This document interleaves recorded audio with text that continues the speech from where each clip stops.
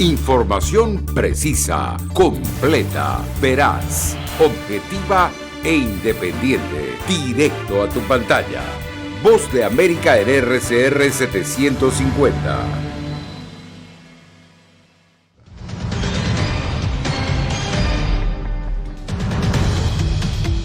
La Unión Europea prepara embargo contra el petróleo de Rusia mientras Moscú arrecia ataques en Ucrania. Filtración del borrador de la Corte Suprema sobre el aborto sigue generando debate en Estados Unidos. No es la primera vez. Sabemos que no va a terminar rápido. Además, miles de ucranianos siguen llegando a Tijuana buscando refugio. La Voz de América recogió sus experiencias en nuestra serie especial De Frontera a Frontera. Hispanos en Florida reclaman mejores condiciones laborales ante el brusco incremento de los precios.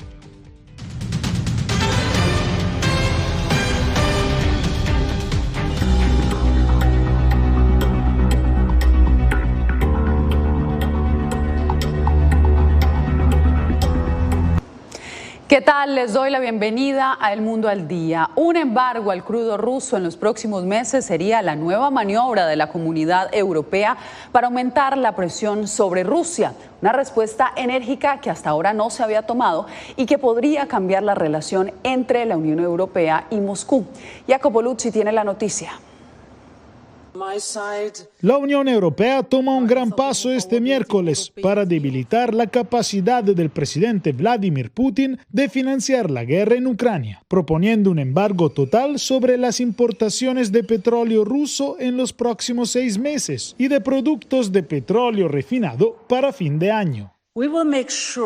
Nos aseguraremos de eliminar gradualmente el petróleo ruso de manera ordenada, de manera que nos permita a nosotros y a nuestros socios asegurar rutas de suministro alternativas y al mismo tiempo tener mucho cuidado de minimizar el impacto en el mercado global. La propuesta aún debe ser aprobada unánimemente por los 27 estados que integran la UE. Hungría lidera las objeciones a este embargo y anunció un veto a la medida.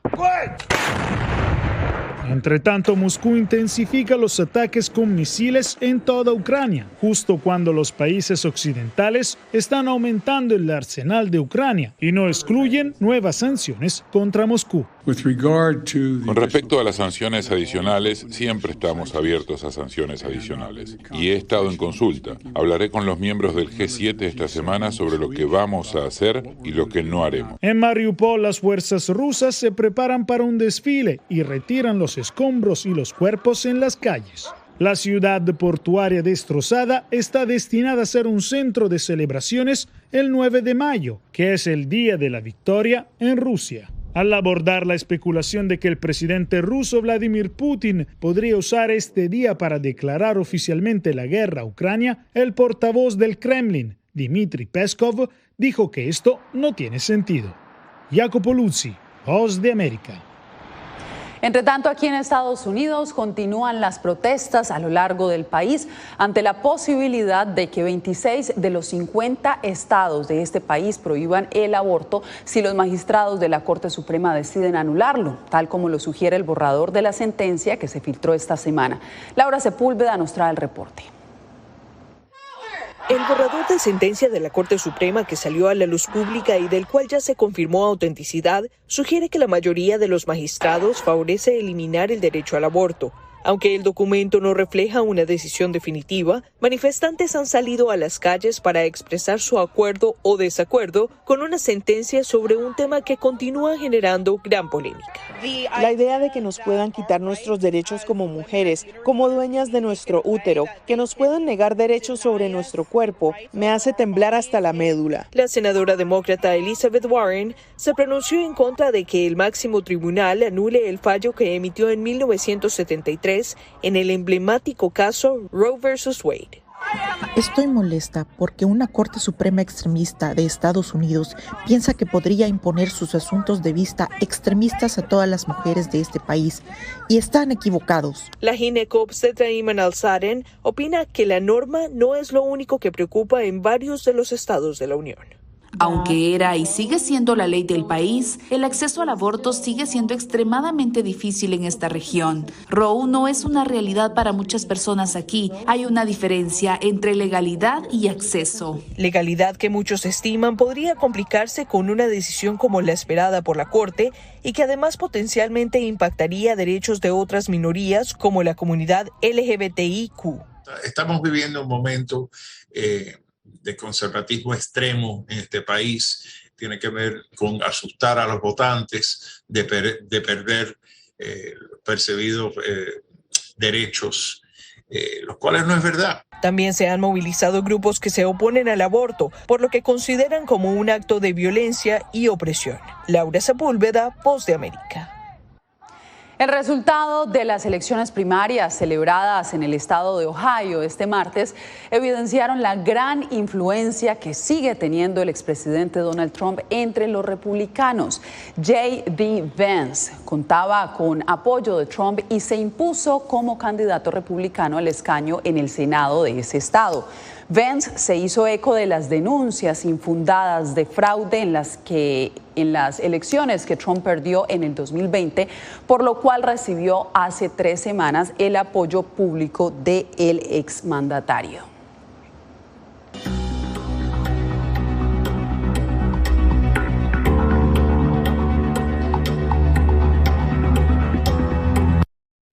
Dará paso libre a los migrantes. Así lo enfatizó el canciller mexicano Marcelo Ebrard tras su reunión en Washington con altos funcionarios del gobierno de Estados Unidos.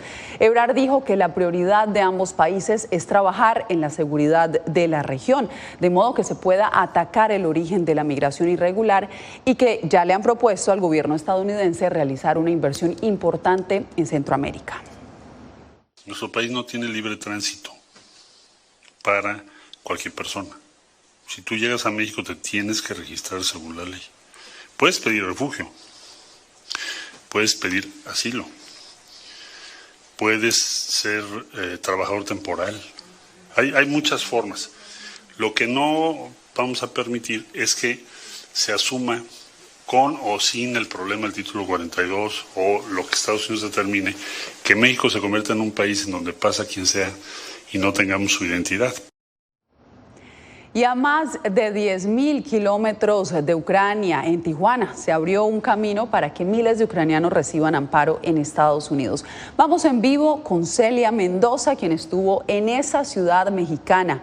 Celia, allí lograste hablar con varios de ellos. Háblanos también de esta primera entrega de este especial que se llama De Frontera a Frontera y que todos nuestros televidentes podrán empezar a ver en nuestras plataformas desde hoy. Así es, Yasmín, lo que pudimos observar es que ha venido sucediendo desde que inició la guerra en Ucrania y cómo ha afectado la frontera sur de los Estados Unidos. Tijuana en particular, que se convirtió en el lugar donde miles llegaron buscando que el gobierno de Joe Biden, después de un anuncio acerca de la posibilidad de recibirlos, empezaron a arribar desde principios del mes de abril y que no han dejado de llegar a pesar de los cambios.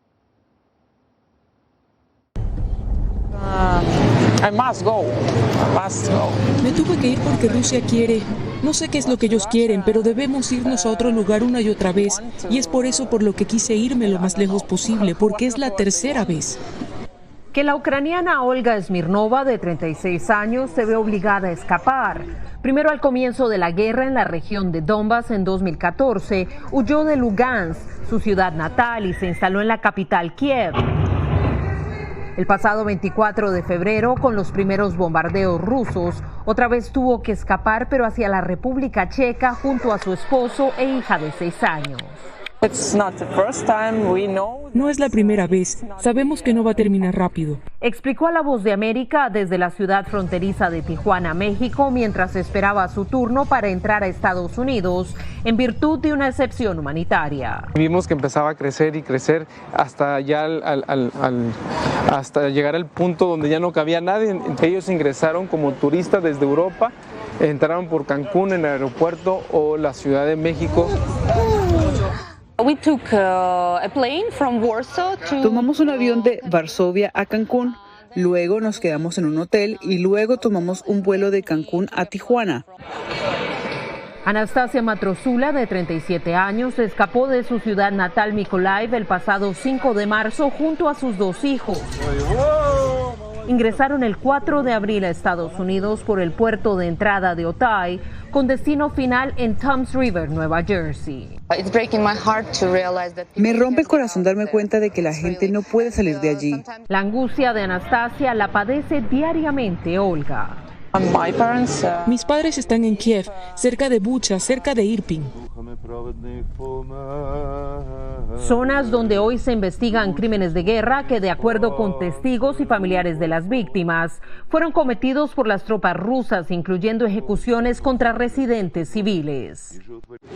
Es increíble, no encuentro palabras para explicar esto. Mientras lamenta que en esta travesía, que según ACNUR han emprendido más de 5 millones de ucranianos, tuvo que dejar atrás a sus padres. Quiero volver a casa cuando todo termine. Pese a que son bienvenidos, la llegada a Estados Unidos está marcada por la separación familiar, el dolor por la muerte inherente a la guerra y la salida forzada de la tierra que los vio nacer. A partir del 25 de abril, las cosas han cambiado en la frontera entre México y los Estados Unidos y decenas de ucranianos no han podido entrar al territorio estadounidense. Esto después de que el gobierno de Joe Biden anunciara el programa de Unidos por Ucrania, algo que exige algunos parámetros específicos, así como personas que los reciban en los Estados Unidos antes de garantizar su entrada.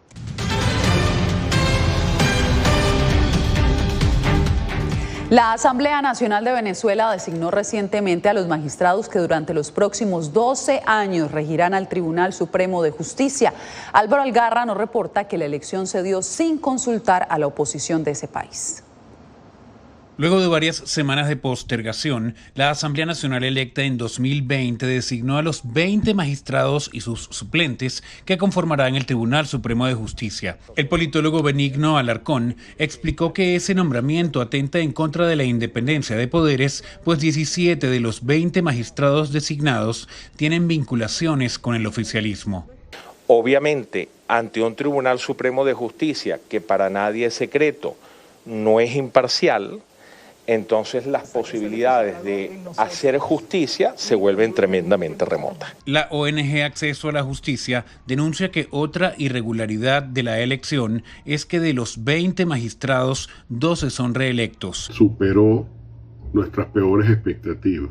Fue prácticamente una reelección masiva de magistrados, de 20 magistrados, 12 fueron reelectos. Las salas, digamos, que tienen mayor peso desde el punto de vista político, que son la sala constitucional, la sala penal y la sala político-administrativa, están abrumadoramente controladas por miembros del oficialismo. El artículo 284 de la Constitución establece un solo periodo en el cargo.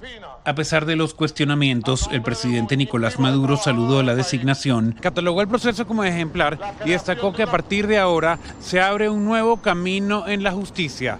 Álvaro Algarra, Voz de América, Caracas.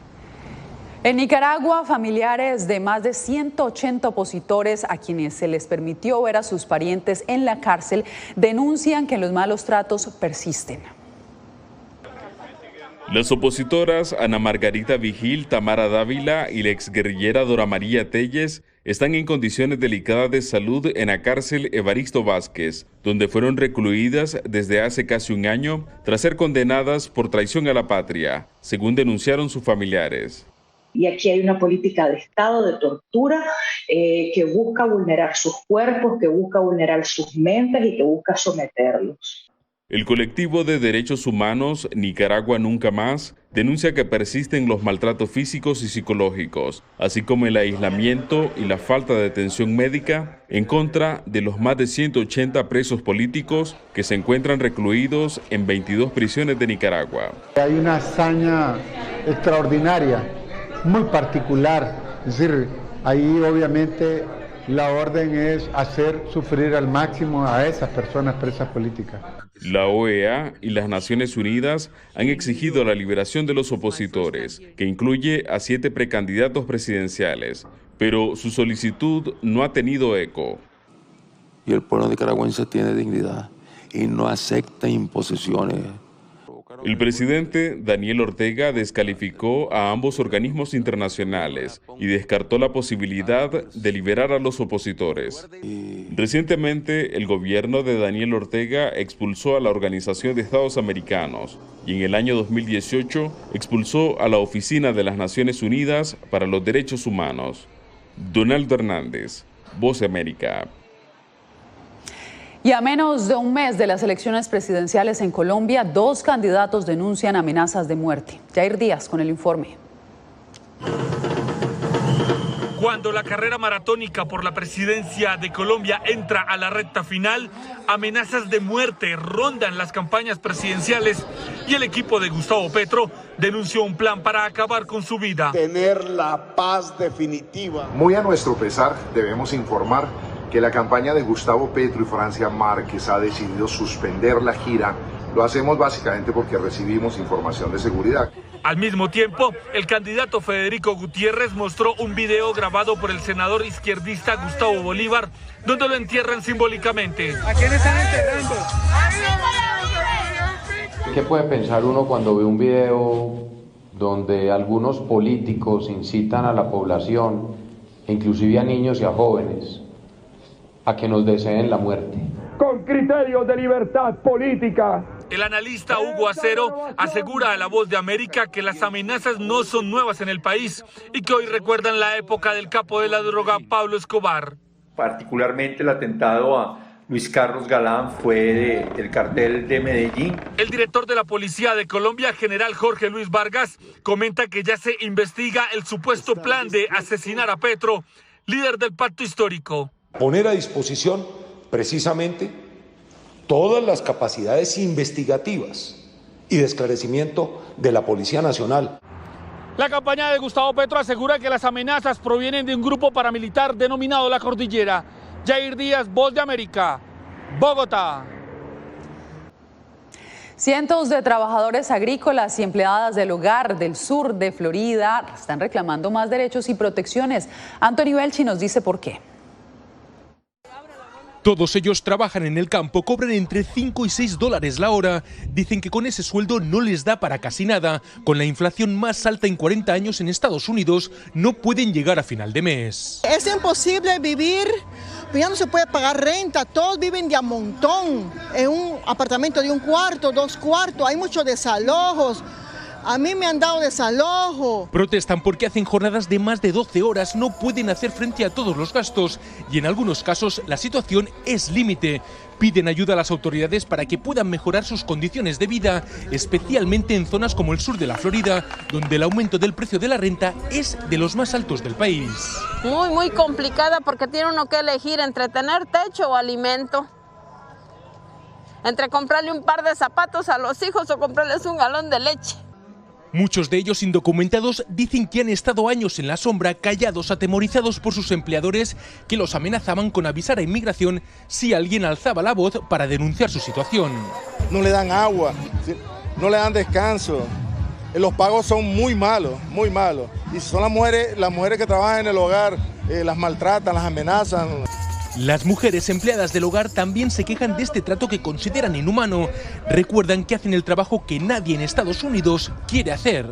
Limpiando casas, cuidando niños, cuidando ancianos, y para nosotros, las que estamos limpiando casas, no hay una protección en este momento. Una protección que podría solucionarse mediante una reforma migratoria para regularizar a los más de 11 millones de indocumentados, pero está lejos de ser una realidad, porque ni demócratas ni republicanos se ponen de acuerdo. Anthony Belchi, Voz de América, Miami. Y debido a la pandemia, las cremaciones se han vuelto la opción funeraria recomendada por las autoridades sanitarias. Adriana Arévalo nos informa. De acuerdo con la Asociación de Cremación de Norteamérica, en 2020 el 56% de los estadounidenses que fallecieron fueron cremados, una opción que de acuerdo con los expertos pasó de ser personal a comunitaria con el impulso generado durante la pandemia. Para 2025 se estima que 65% de los fallecidos serán cremados en lugar de recibir una sepultura tradicional, un proceso que en Estados Unidos suele tardar semanas enteras. Es mejor la cremación y lo más rápido posible. Aunque detrás de la decisión de cómo despedir a un ser querido pesan argumentos religiosos, el tema financiero tiene mucho que ver en las nuevas tendencias. Está pasando más que nada por lo económico, porque aquí en Estados Unidos es demasiado caro, entonces yo creo que la gente se está yendo más por eso, porque no tienen el dinero para hacer el funeral tradicional como es. Y pese a esas razones de fe, los expertos en la materia ven cambios significativos en la forma como las familias interpretan las tradiciones hoy en día. Las nuevas familias, los nuevos núcleos familiares están cambiando. La modernización hace lo que se llaman funerales más modernos, los cuales son más comunes y más sencillos, ya no quieren servicios, ya no quieren cosas más elaboradas. Los conocedores en el tema afirman que las nuevas generaciones piensan también en los efectos ambientales que conlleva un entierro tradicional y en la falta de espacio que aqueja a varias ciudades donde ya no hay terrenos suficientes para seguir expandiendo los cementerios. Adriana Arevalo, Voz de América, Las Vegas.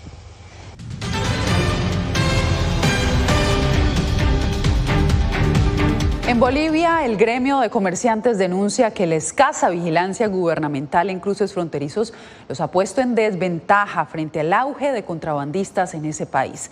Fabiola Chambi nos trae el reporte. Ya no solo bajo la sombra de la noche, sino también a plena luz del día, el contrabando en Bolivia se da modos para evadir controles y expandirse estratégicamente a través de ferias itinerantes que reúnen a unos 2.000 vendedores. Por aquí, por Villazón.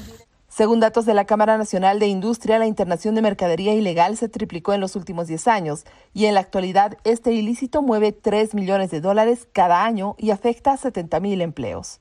Los productores locales son los más golpeados y reclaman que se valorice el concepto hecho en Bolivia. Todos como bolivianos y el gobierno en especial debería de ser una campaña de concientización para promocionar que nos sintamos orgullosos de ser bolivianos y consumir lo boliviano.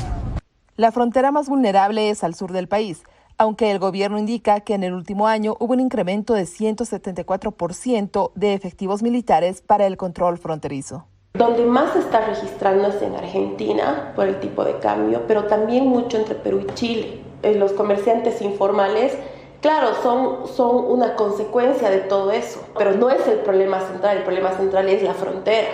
Los comerciantes que venden libremente productos de contrabando en las calles principales de la ciudad rehuyen a las cámaras, pero justifican esta actividad.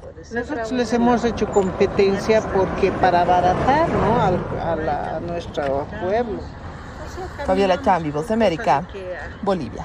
Hay gente que nos pide. Una multitud de vendedores y compradores volvieron a congregarse en la ciudad peruana de Puno, a orillas del lago Titicaca, tras una interrupción de 2 años por la pandemia. En esta feria ancestral del altiplano andino, que se caracteriza por la instalación de puestos de lona, la venta de objetos miniatura y por sus diversos rituales, los chamanes mezclan la cultura aymara con el catolicismo para bendecir a quienes cada 3 de mayo acuden a la feria a la cita para recibir alguna gracia.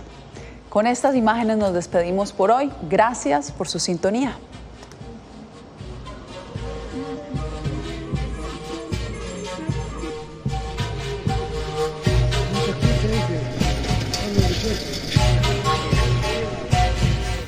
Radio Caracas Radio presentó Voz de América.